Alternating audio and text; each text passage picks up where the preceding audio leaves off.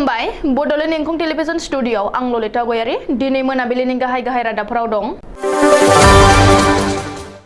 मिरु सरकारा आसामनि दैबानाजों जुजिनो 324.40 कौटि रां हरबाय। गुवाहाटी नोगोरमायाव मैदेरनि गाग्लोबनायाव सासे सुबुंनि जिउ खहा। दुधनैयाव 300निबो बांसिन कंग्रेस दैदेनगिरि सोद्रोमाफ्रा बिजेपिआव हाबदों। थांनाय 3 बोसोरनिफ्रायनो गुबुन रायजोआव थाखोमानाय गान्दा सिखारिखौ हमबाय। इंलेन्डनि गाहाय मन्थ्रि बोरिस जनसनआ मासे एंगारनो हासिगौ सा 47 मन्थ्रिया खुद्रिदों। गसाइगावआव रुंसारिफोरनि खाम्फा गायसनथि सान फालिदों। गसाइगावआव पिसिडिसिनि मासिगिरिनि हेंथायै नंखाय खौरां फोसावनायनि अजद। गरेसराव बिटिसिनि सीएम प्रमद बर'आ माथावरि नायदिंहैदों। तिनिसुकियाव जोथोब मोनैनि बिसिखौ बुथारदों। कक्राझाराव प्लास्टिक बाहायनायखौ बन्द खालामनांगौनि सांग्रांथि हानजा सुरदों। गौरां दैसायाव दुगैहैनाय सासे फरायसाया गोमादों।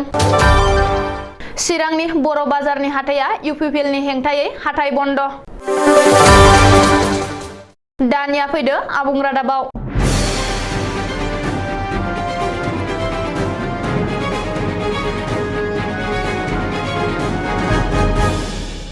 आसामनि दैबानाजों जुजिनो थाखाय मिरु सरकारा आसाम सरकारनो राङारि अनसुंथाइ हरबाय। आसामाव दैबानाजों जुजिनो थाखाय मिरु सरकारा दिनै 324.40 कौटि रां दिहुनना हरदों। गिबि मन्थ्रि डक्टर हिमन्त बिश्व शर्माया दिनै टुइटाराव टुइट खालामनानै मिरु सरकारा 324.40 कौटि रां दिहुनना हरनायनि बागै फोरमायदों। मख'नो गोनांदि मिरु सरकारा एसडिआरएफ बिफाननो रां थुबिलनिफ्राय अग्रिम 324.40 कौटि रां दिहुनना हरनायनि थाखाय गाहाय मन्थ्रि नरेन्द्र मदिखौ जोबोर साबायखर होनानै गिबि मन्थ्रि डक्टर हिमन्त बिश्व शर्माया टुइटाराव टुइट खालामदों।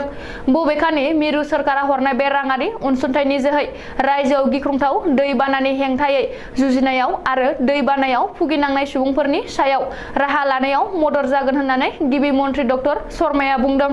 मख'नो गोनांदि बावैसो गिख्रंथाव दैबाना लोमसावनायाव रायजोनाङै 55 लाखनिबो बांसिन थागिरि सुबुंफ्रा भुगिनांदों आरो गोब्राब खहा जाजादों। सरकारनि रिपर्ट बादिब्ला बुधबारखालिसिम रायजोनि मोन 20 जिल्लानि 837 गामिफ्रा दैबानाजों लोमसावजानानै दं आरो 9,69,218 सा थागिरि सुबुंफ्रा गोब्राब भुगिनांदों। बेखौबो मख'नो नांगोन दि थांनाय मे दाननिफ्रायनो रायजोआव दासिम खननै दैबाना आरो हा गिसिगानाय जाथाया जाबाय, जेराव रायजोनाङै 186 सा सुबुंफ्रा जिउ गोमाबाय। गुवाहाटी नोगोरमायाव हाग्रानि मैदेर आरो मानसिनि गेजेराव दावहा। हाग्रानि मैदेरनि गाग्लोबनायाव सासे सुबुंनि जिउ खहा। गुवाहाटी नोगोरमानि लालुंगावआव जादों बे जाथाया। हाग्रानि मैदेरनि गाग्लोबनायाव जिउ गोमानाय सुबुंखौ लालुंगावनि सुरेन पाटर होननानै सिनायथिदों। मिथिनो हानाय बादिब्ला सुरेन पाटरा सिगां सानफोरनि बायदिनो दिनै फुंनि 7 रिंगासोआव खामानिनि थाखाय न'निफ्राय ओंखारलांदोंमोन। गावनि खामानि फारसे साइकेलजों थांबाय थानाय समावनो गारखुलियाव हाग्रानि मैदेरजों मोगा-मोगि जायो आरो मैदेरनि गाग्लोबनायाव जिउ गोमायो। मख'नो गोनांदि हाग्रानि मैदेरा सुरेन पाटरनि साइकेलखौबो गाख्रेबना थेर-बेथेर खालामदों। बे जाथायनि बागै खौरां मोननाय लोगो लोगो हाग्रा बिफाननि मावफारियाफ्रा जाथायसालियाव थांना गोथै सह'आव बोखांहैयो आरो पस्टमर्टेमनि थाखाय गुवाहाटी मेडिकेल कलेज देहा फाहामसालियाव दैथायहरो। रिपर्ट बादिब्ला थांनाय हराव गरफाङा हाग्रा ओनसोलनिफ्राय मानै मैदेरा ओंखारबोनानै ओनसोलाव उदखार खालामफैदों। दुधनैयाव जोबस्रांनायनि लामायाव कंग्रेस। दुधनैनि कंग्रेस एमएलए जादब सरगयारीखौ नागारनानै कंग्रेसनि दैदेनगिरि सोद्रोमाफ्रा बिजेपिआव हाबगासिनो दं। दुधनैयाव कंग्रेसनि बारग' मन्थ्रिनि फिसाज्लाजों लोगोसे 300निबो बांसिन कंग्रेसनि दैदेनगिरि सोद्रोमाफ्रा दिनै गेरुवा सि गानबाय एबा बिजेपिआव हाबबाय। मिथिनो हानाय बादिब्ला बारग' मन्थ्रि जगत पाटगिरिनि फिसाज्ला आरो कंग्रेसनि गवालपारा जिल्ला ट्राइबेल कचनि आफादगिरि सुनर पाटगिरिया 300निबो बांसिन कंग्रेसनि दैदेनगिरि सोद्रोमाफोरखौ लोगोआव लाना बिजेपिआव हाबबाय। रायजोनाङै बिजेपिनि आफादगिरि भबेश कलिताया दिनै गवालपारायाव खुंनाय बरायनाय हाबाफारियाव गासैबो सोद्रोमाफोरखौ बरायो। जोबनायाव बिश्वनाथ जिल्लानि जेयाव नांबाय बोसोरथाम सिगांनिफ्रायनो गुबुन रायजोआव थाखोमानानै थाहैनाय वान्टेड गान्दा सिखारि रशिदुल हक एबा मेरुआ। रशिदुल हकआ थांनाय बोसोरथाम सिगांनिफ्रायनो केरेलायाव थाखोमानानै दङमोन, नाथाय पुलिसनि गोख्रों सन्धाननायाव जोबनायाव हमजाबाय। मख'नो गोनांदि सटियानि 4 नं पजमारिनि थागिरि रशिदुलआ थांनाय 2018 मायथाइनि जुन दानाव काजिरङा नेशनेल पार्कआव गान्दा सिखारि खालामनायाव लोब्बा दङमोन। रिपर्ट बादिब्ला गोलाव समनिफ्रायनो गुबुन रायजोआव खारखोमाना थाहैनाय रशिदुलआ न'आव फैफिननानै गावनि न'निफ्राय 1 खावसेसो किमि गोजानाव दंफां सायाव लुनाय गंसे न'सेयाव थाखोमाना दंहैयोमोन। बे बिथिङाव रशिदुलखौ गामिनि सानै सुबुङा मदद खालामबोदोंमोन, नाथाय सोर सुलुंनि इसारा बादियै दिनै बिश्वनाथ पुलिस आरो हाग्रा बिफाना जथाय अपारेशन खालामना रशिदुलखौ हमनो हायो। रिपर्ट बादिब्ला रशिदुलआ केरेलानिफ्राय फैफिननानै गोदानै गान्दा सिखार खालामनो खाबु लागासिनोमोन आरो सोलो बाहायगासिनो दङमोन होननानै हाग्रा बिफाना सुलुङाव फोरमायदों। ओरैहाय रशिदुलखौ थाखोमानायाव मदद खालामनाय सुबुंफोरखौबो हमनो थाखाय हाग्रा बिफाना अपारेशन खालामदों होननानैबो मिथिनो हादों। इंलेन्डनि गाहाय मन्थ्रि एबा ब्रिटिशनि PM बरिस जनसनआ बावैनो मासि एंगारनो हासिगौ। बरिस जनसनआ इंलेन्डनि गाहाय मन्थ्रि मासिखौ एंगारनांगोना रोखा जानानै दं, नाथाय दासिमबो बे बिथिङाव रोखा थांखि लानाय जाथ'वाखै। गाहाय मन्थ्रि मासि एंगारनायनि सिगां बरिस जनसनआ नोगोरारिफोरनो बुंथिगोन। बरिस जनसनआ दिनैनि हराव हादरनि नोगोरारिफोरजों फोनांजाबनाय समावनो गावनि मासि एंगारनायनि बागै फोसावनो हागौ होननानै खौरां मोन्दों। रिपर्ट बादिब्ला ब्रिटिश PM बरिस जनसननि हेंथायै गावनि केबिनेटनि 4 मन्थ्रि आरो संसदारि नेहाथारिफ्रा खुद्रिखांदों आरो हेंथा गसंदों। मन्थ्रि आरो संसदारि नेहाथारिफ्रा हेंथा गसंनायनि 24 घन्टानिबो खम समनि गेजेरावनो मासिबो एंगारदों आरो गाहाय मन्थ्रिखौबो मासि एंगारनो थाखाय गोख्रों नारसिनदों, जायनि जुनै गाहाय मन्थ्रि बरिस जनसननि मासियाबो खैफोदाव गोग्लैदों। नाथाय गोदान गाहाय मन्थ्रि सायख'आ जाजासिम बरिस जनसनानो गाहाय मन्थ्रिनि हाबा-हुखाखौ मावनांगोन होननानै ब्रिटेननि मोनसे खौरां बिजोङाव फोसावदों। मख'नो गोनांदि नखर मन्थ्रि प्रीति पेटेलआ बरिस जनसननि सासे गोख्रों मददगिरि होननानैबो बुंनानै लायो, नाथाय बै प्रीति पेटेलाबो गुबुन खुद्रिनाय मन्थ्रिफोरजों लोगोसे लोगो लाफादों।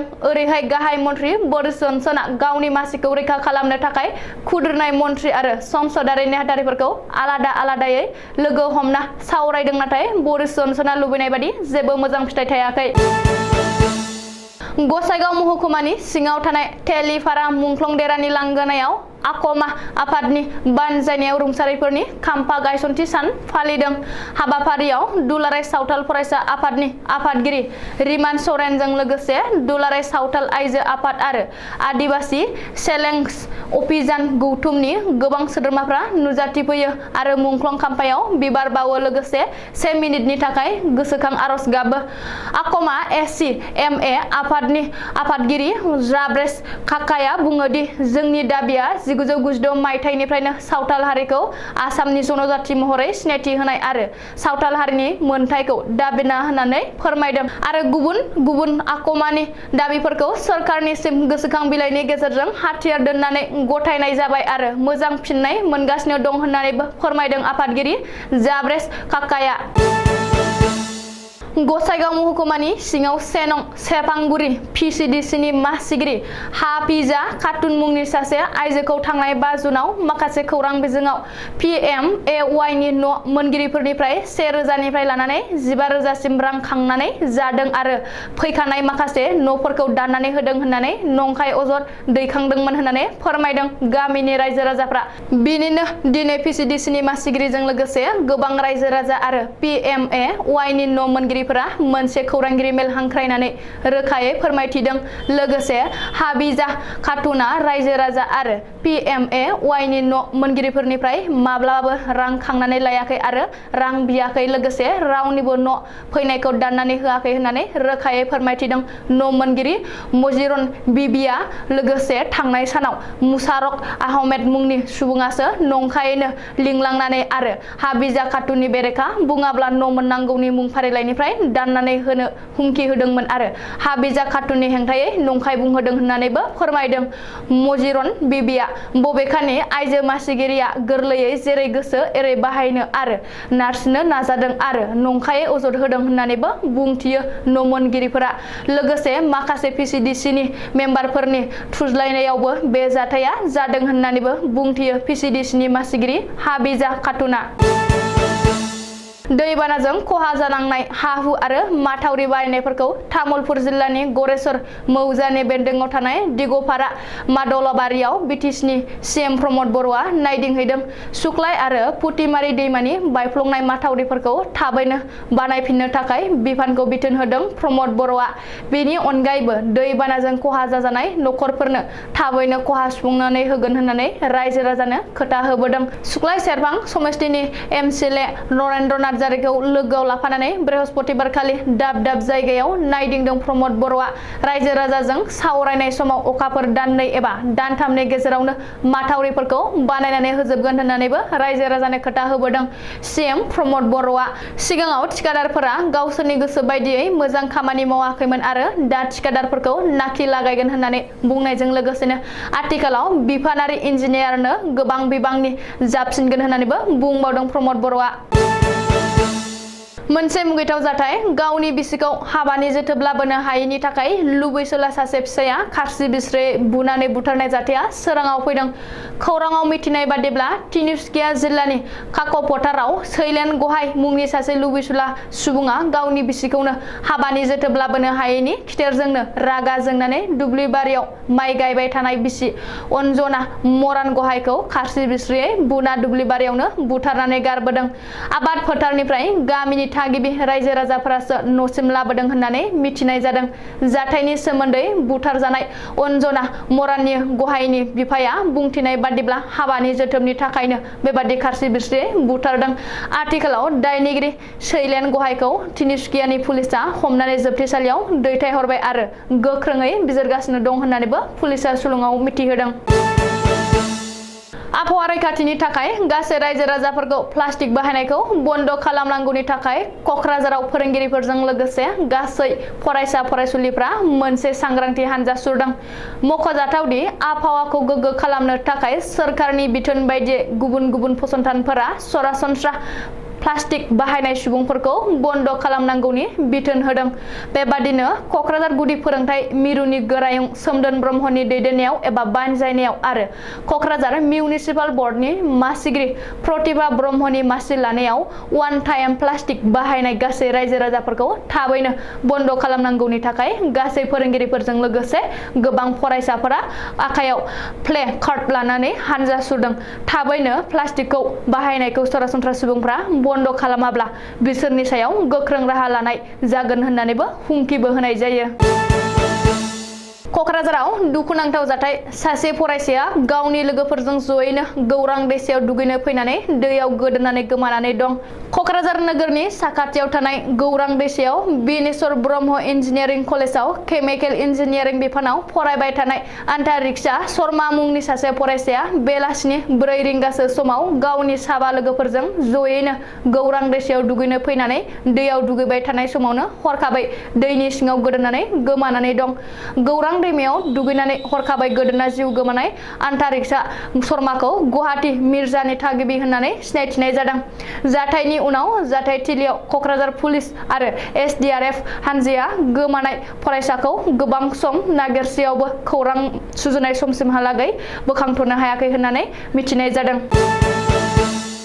आथिखालाव बड'लेण्ड सरकार बेंनो लाफुनाय प्रमद बर' दैदेननाय UPPL दोलो सरकारनि हेंथायै खुद्रिसारनाय होदों। चिरां जिल्लानि बिजनी महकुमा बेन्दोङाव थानाय बर' बाजार कमिटिया बाजार दाग एबा खाजोना आवग्रिनाय बिथिंखौ लानानै UPPL दोलोनि हेंथायै दिनै 7 जुलाइ 2022 इं बिस्तिबारखालिनिफ्रायनो जुरिबाय जोबनाय गैयै बाजार बन्द हाबाफारि। मुंख'नो गोनांदि बर' बाजार कमिटिया दिनै बर' बाजारनि सप्ताहि बाजारखौ बन्द होजेननानै गावसोरनि दाबिया सुफुंजायागौमानि जोबनाय गैयै बन्द लाखिनाय जागोन होननानै बुंथिदों बड'लेण्ड इंखं टेलिभिजननि खौरांगिरिनि मोनसे मोगा-मोगिनि गेजेरजों। दिनैनि रादाबा एसेनोसै। गोजोन्थों।